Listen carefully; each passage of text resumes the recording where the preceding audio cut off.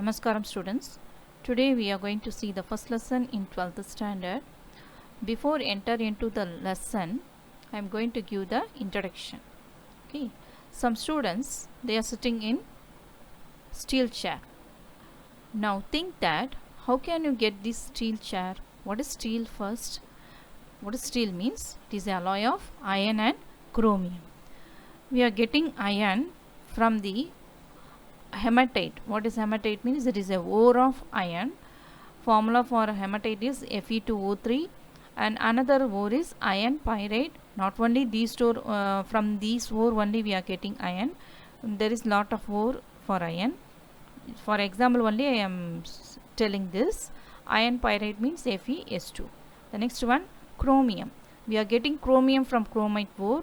Formula for chromite is FeCr2O4. Then these ores, where we are getting these ores? We are getting these ores from the earth. The process name is mining process. From the mining process only we are getting these ores.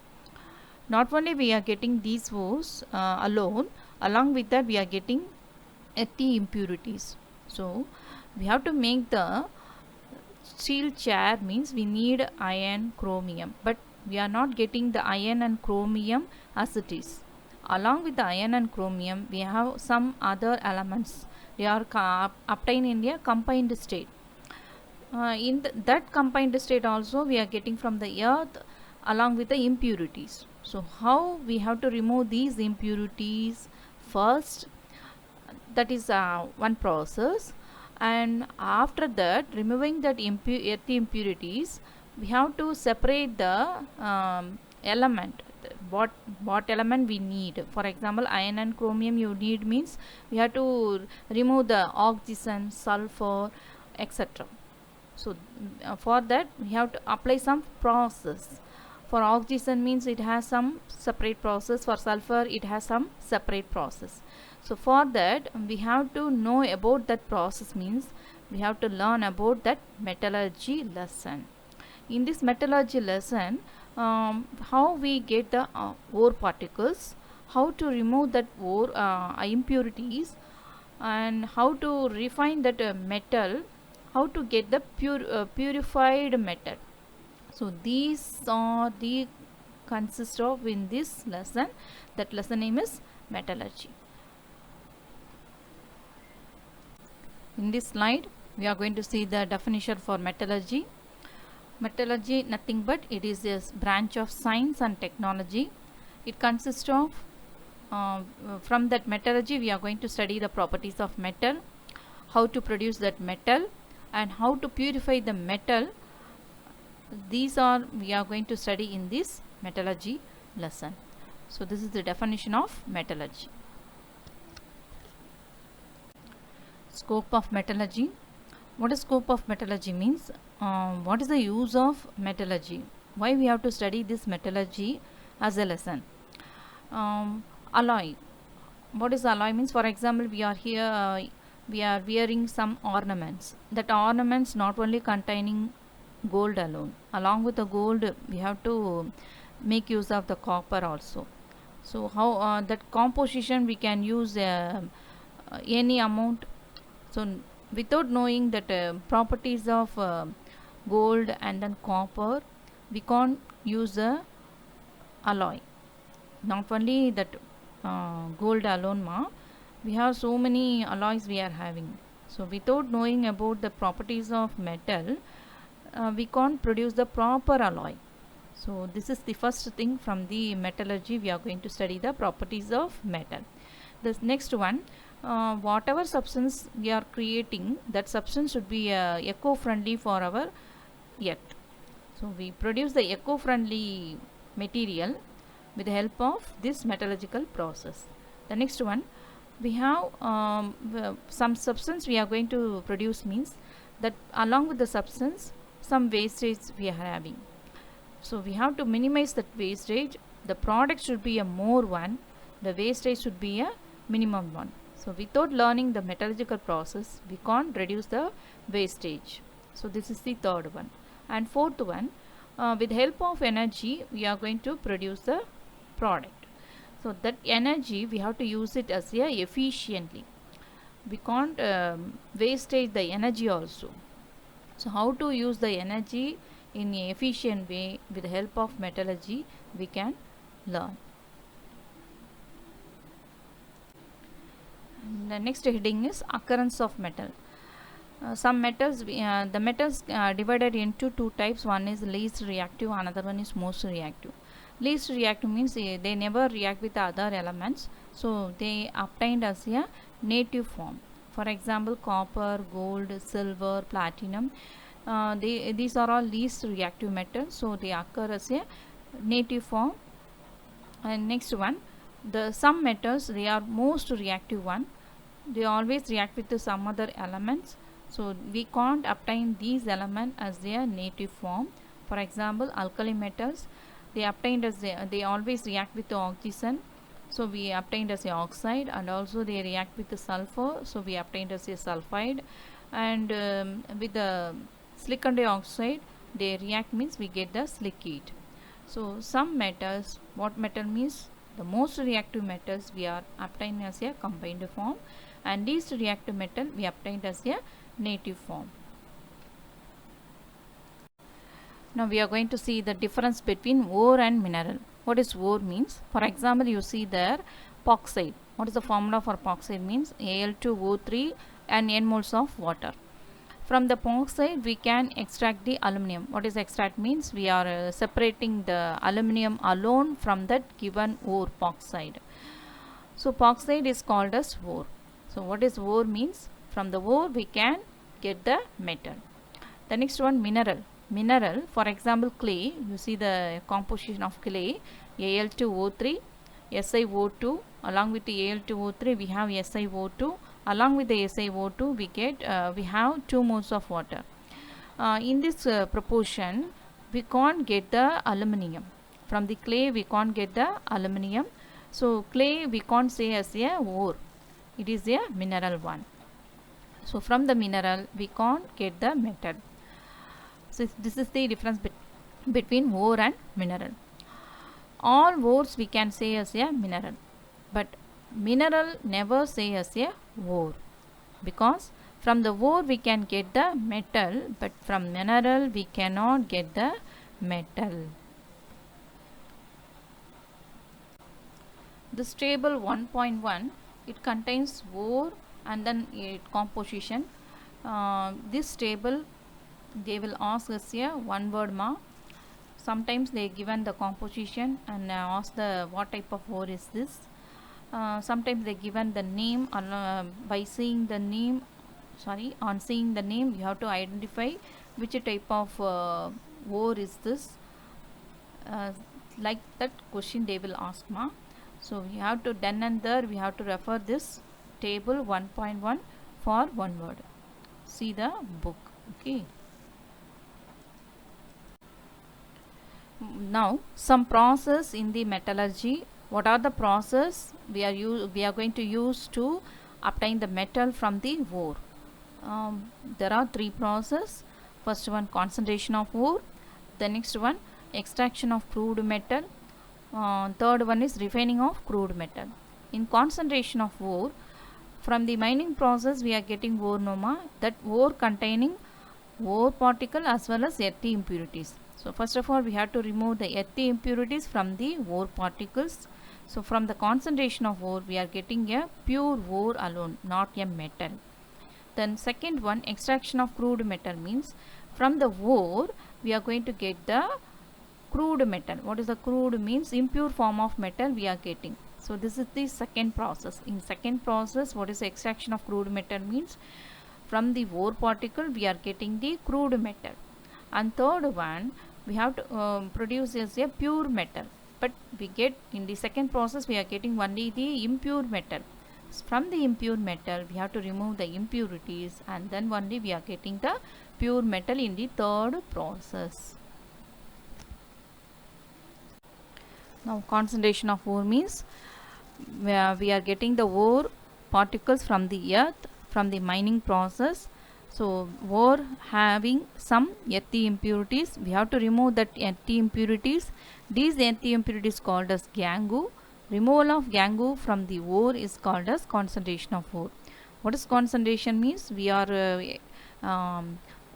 increasing the amount of ore particle. So the concentration of ore is increases, the concentration of earthy impurities is decreases. So this is called as concentration of ore. The amount of ore particle is increased with the help of concentration of ore process. And the second one, the definition of gangue. What is gangue means? It is a non-metallic impurities or rocky materials and siliceous matter. What is siliceous matter means? Nothing but it is a sand particle, that is called as gangue. Okay. The concentration of ore has some method, common method. What are they means? First one, gravity separation or hydraulic wash. The second one is froth flotation. Third one is leaching method, and fourth one is magnetic separation. We are going to see this method one by one. The first method is gravity separation or hydraulic wash. What is the meaning of hydraulic means? Hydro means water. So with the help of water we are going to remove the earthy impurities. First of all, the ore particle should be in a powder form. That powdered ore is placed in the inclined plane. See the diagram. The ore particle are first placed in the inclined plane. Afterward, the water is allowed in the inclined plane. The earthy impurities, which one is lighter one when compared to the ore particle? So which ore is suited for this separation method is heavy oxide ore.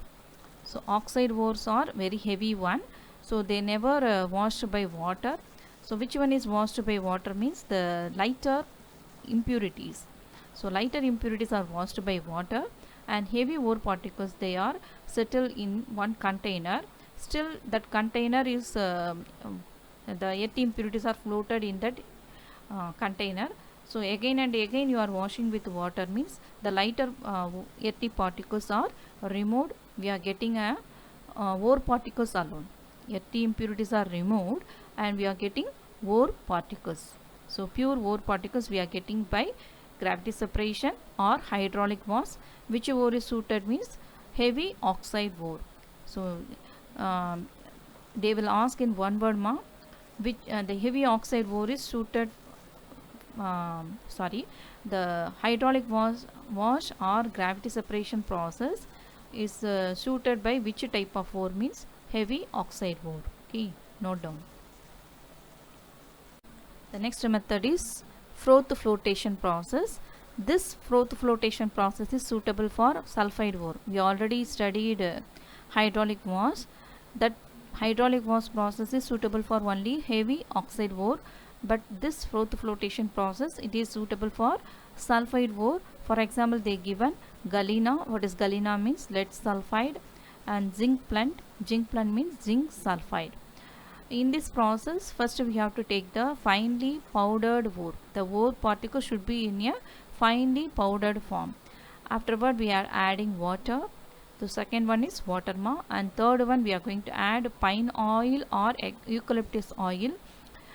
They will form the froth, so that they are called as frothing agent. And fourth one we are going to add sodium ethyl xanthate. It acts as a collector. The froth, they are formed not just you are mixing that four particle alone. What four particle we are added? Finely powdered ore, water, pine oil or eucalyptus oil, sodium ethyl xanthate. So the froth is formed when you blow the air. Without the blowing air, the froth never formed So we need a blowing air to form a froth.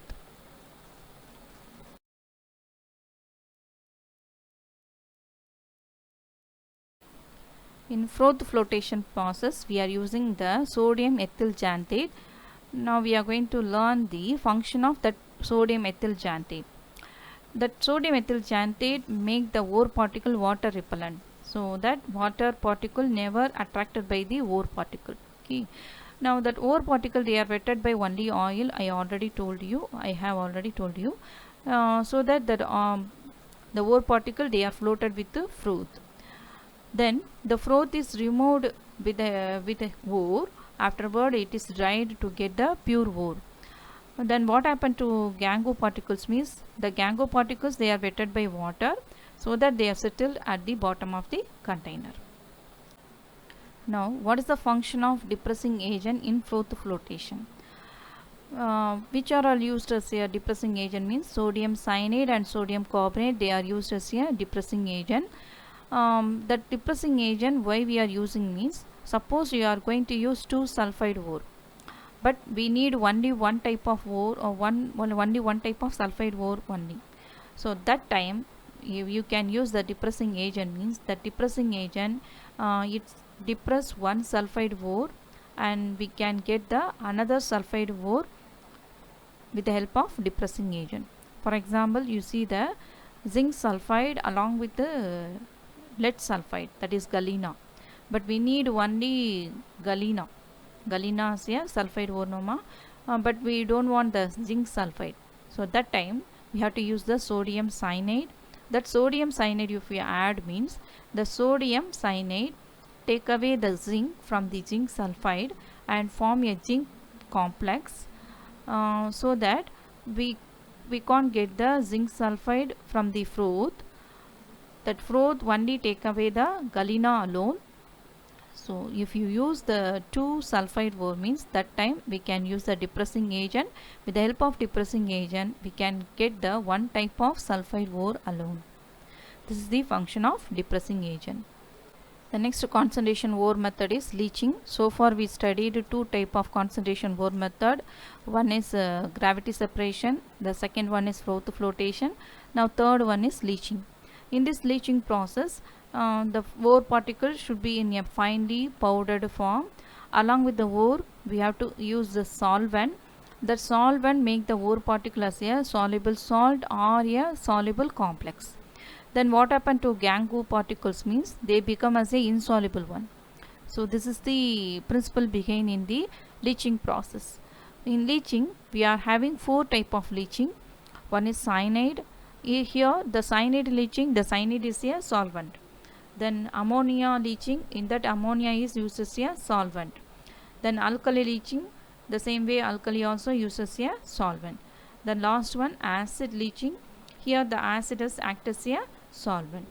So there is 4 type of leaching process.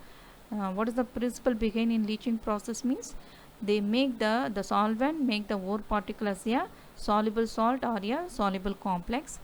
Then the solvent never dissolve the gangue particle, so the gangue particle becomes a insoluble one. We can easily take away the gangue particles. In the cyanide leaching, for example gold. The gold is a ore. The ore gold is added with the aerated. Aerated means air along with the sodium cyanide, or diluted means along with the water we are using the sodium cyanide. I already told the cyanide is a solvent. So the solvent what it will make, it make the gold as a soluble one. So we get the sodium dicyanoaurate as a soluble complex. And what is the impurity here? Gangue impurities is aluminosilicate. It is not soluble in sodium cyanide. It is become as a insoluble one. So we can take away the aluminosilicate as a easily we can filter out. Okay. Now see the equation. Au means gold.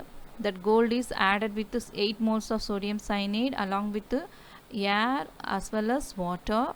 Air, for air means oxygen O2, and then water. We get the soluble complex. Name of that soluble complex is sodium dicyanoaurate, and then 4 moles of sodium hydroxide. Cementation.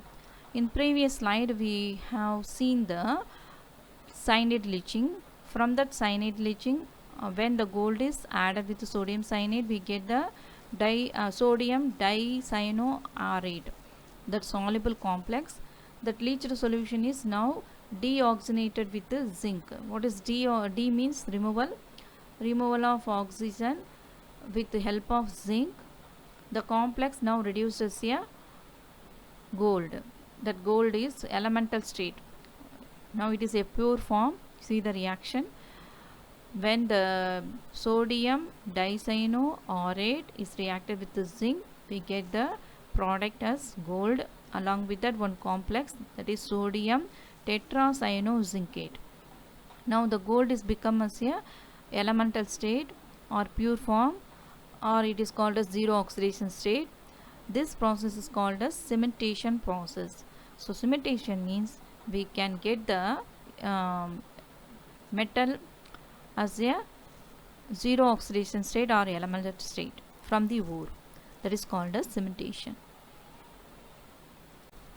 The next leaching process is ammonia leaching. Here ammonia is act as a solvent. See here three metals we are going to use. Nickel, when it is added with ammonia in the aqueous form in suitable pressure, we get the soluble complex, that is hexaamine nickel. The same way copper, it is added with the ammonia in aqueous form. Ammonia is act as a solvent. It gives the soluble complex in the suitable pressure, that is tetraamine copper 2 plus. And cobalt, when it is added with ammonia in suitable pressure, it is also giving the soluble complex. In this metal, some impurities we are having. That impurities they given us iron third oxide, iron third hydroxide, and aluminum silicate. They never dissolve with ammonia, so it is become as an insoluble one. We can easily separate this earthy impurities from the ore particles. The next one is alkali leaching. Here alkali is used as a solvent. Now see the equation. Al2O3 means it is a epoxide ore. That epoxide ore is added with sodium hydroxide. So what is sodium hydroxide? Is means alkali. Along with the water, we get the soluble complex, that is sodium tetrahydroaluminate, that is sodium metaaluminate as a soluble complex. Again that sodium metaaluminate is added with the carbon monoxide. We get the alumina. Alumina means Al2O3 x moles of water, and along with the sodium bicarbonate. That Al2O3 x moles of water is again heated under 1670 Kelvin. We get the pure form of alumina. Now see that first we are writing the epoxide ore Al2O3. That is also Al2O3. At last also we are writing the Al2O3. What is the difference between these two? First of all, the Al2O3 containing the earthy impurities. That earthy impurities is removed with the help of sodium hydroxide, that is alkali. How it is removed means, with the help of alkali we dissolve the alumina. Then earthy impurities they never dissolve with the sodium hydroxide, so we can remove the earthy impurities easily. Now the alkali is dissolved the epoxide ore. We have to remove that epoxide ore separately. So that only first we are adding carbon monoxide, and then carbon monoxide added means we get the Al2O3 x moles of water. But we have to need only the Al2O3 alone, but not with the x moles of water. So we have to remove the water by just heating 1670 Kelvin. We are removing the water. At last we are getting the Al2O3 as a pure form. So this is the difference between the first epoxide ore.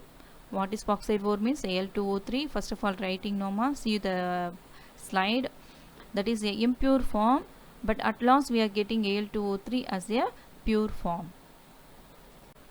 Now acid leaching.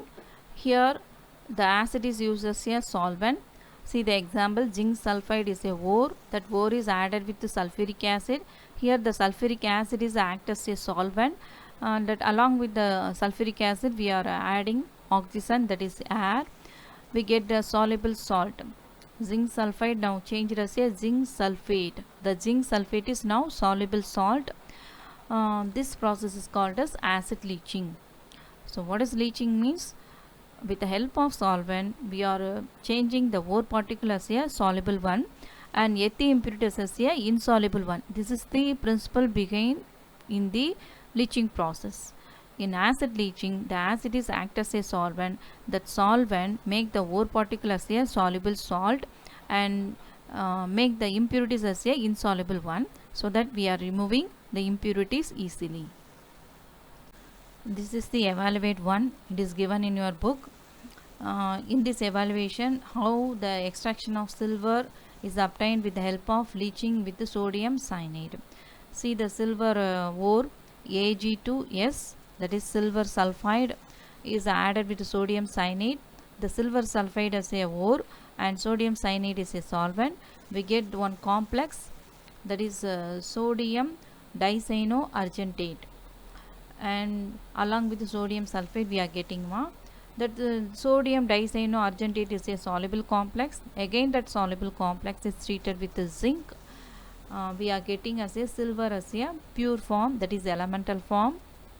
We have already learned for gold in cyanide leaching. The same way the silver also we are now writing this equation. I think you can understand the leaching process. What type of leaching process is this? It is a cyanide leaching process. And these now you see the question, I underlined one line, that is leaching process is a redox reaction. What is redox reaction means? The reaction combined form of reduction as well as oxidation, that is called as reduction reaction. Now the leaching process is a redox reaction. They will ask in one word, so make a note on your book. Okay girls. Then fourth process in the concentration of ore is magnetic separation. From the heading itself you can understand magnetic. Which one is magnetic? That magnetic ore particle we can separate it easily. Then suppose the impurities are magnetic means we can separate the same, we can use this same process, but is it is reverse one. Okay, now see the example, tin stone. The tin stone is not a magnetic one, but the impurities wolframite, underlined in blue color, wolframite, these impurities are magnetic. So we can use this magnetic separation, we can separate the impurities from the ore particle.